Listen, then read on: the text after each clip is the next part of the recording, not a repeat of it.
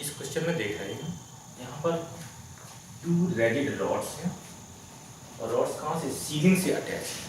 आपके पास ये ceiling part है, टू रेडिड रॉड्स हैं और इसमें टू रिंग्स हैं। टू रिंग्स आप रॉड में स्लाइड हो रही हैं, लेकिन यहाँ पे ये देखिए कि दिस टू रिंग्स किससे कनेक्टेड हैं, इस स्टिंग से कनेक्टेड हैं। इस कनेक्शन को थोड़ा सा और क्लियर करके देख लीजिए। सपोज दैट दिस रिंग इस टाइप से स्लाइड हो रही है, तो यहाँ पे स्टिंग कैसे पास हो रही है इसके अंदर से, इसके थ्रू। अब देखिए इसके थ्रू रिस्ट्रिक्टेड इसका मोशन हो गया, ठीक है। तो यहाँ पे देख रहे हैं this ring sliding downward and this ring moving upward, sting के थ्रू कनेक्टेड है। क्वेश्चन आपके पास है कि इस समय यहाँ पर वेलोसिटी v1, इसकी वेलोसिटी v2, इस पर्टिकुलर इंस्टेंट पर जब एंगल आपके पास ये थीटा है, उस समय आपको बताना है find the ratio of v1 upon v2। This ratio आपको कैलकुलेट करना है।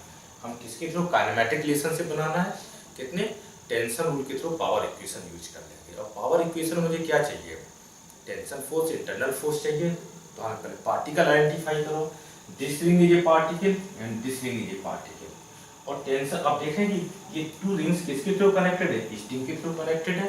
तो कनेक्शन के जो कनेक्टेड, जो जिसके थ्रू रिस्ट्रिक्टेड मोशन होता है, कनेक्शन जिसके थ्रू होता है, उसके फोर्स हमें कैलकुलेट करना है।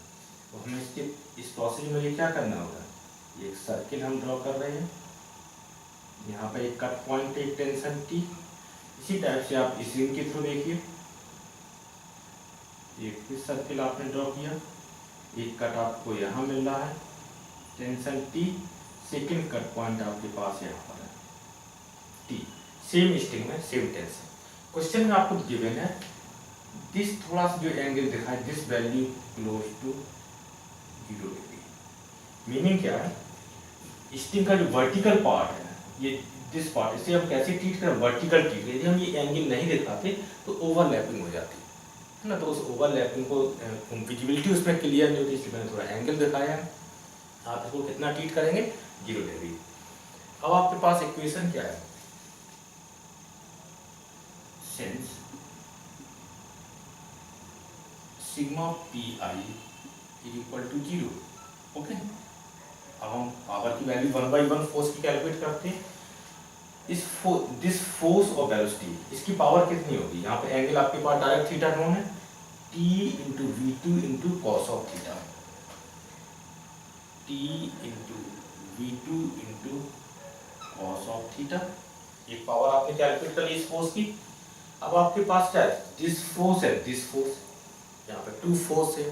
तो जब किसी पार्टिकुलर नंबर ऑफ फोर्स दिख रहे हो और मुझे पावर कैलकुलेट करने के लिए क्या है, जितने फोर्स और वेलोसिटी, इनके टेल पॉइंट जंक्शन बनाने होगी। तो सबसे पहले हम टेल पॉइंट जंक्शन बना रहे हैं, एक रीड्रॉ कीजिए फिगर को, उसके बाद आपको सारी वैल्यू इन्फॉर्मेशन क्लियर हो जाएगी।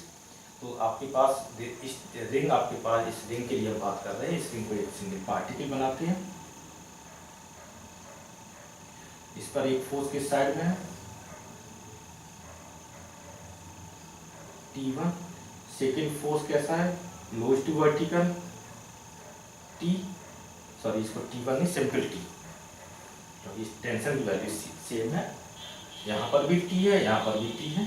और वेलोसिटी वेक्टर आपके पास डाउनवर्ड v। ओके, आप देख रहे हैं दिस T और दिस T मैंने शो कर दिया एक पॉइंट के थ्रू।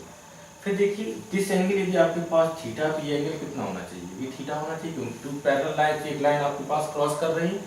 इसका मीनिंग है इस फिगर में थीटा की वैल्यू कौन सी होगी, यहाँ पे जो थीटा दिख रहा है, दिस स्ट्रिंग का फोर्स और इस वेलोसिटी में एंगल थीटा, और इस फोर्स और इस वेलोसिटी में एंगल देखिए कितना है, 180 डिग्री। अब हम ये टू फोर्स है, इनकी 1/1 पावर कैलकुलेट करते हैं। इस फोर्स के थ्रू देखें, T into V1 into cos of theta, positive power, plus T into V1 into cos of theta.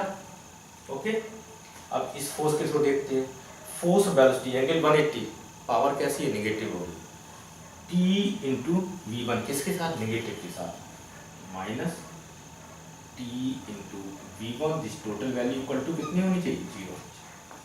T does not equal to 0, fully आपके पास कैंसिल हो रहा है, रीअरेंज कीजिएगा, V2 cos of theta this is equal to, क्या करना चाहिए, इसको राइट में ट्रांसफर करेंगे पॉजिटिव होगा, इसको राइट में ट्रांसफर नेगेटिव होगा, V1 कॉमन ले रहे हैं, V1 1 minus cos of theta. अब रेशियो की वैल्यू V1 अपॉन V2 चाहिए, क्या करना होगा, यहाँ पर V1 है, V2, इसको यहाँ पर डिवाइड करेंगे, ये फैक्टर यहाँ पे आ जाएगा और इस फैक्टर को इधर डिवाइड करेंगे, तो फाइनल रिजल्ट आ रहा है this V1 upon V2 this is equal to कितना होना चाहिए, cos थीटा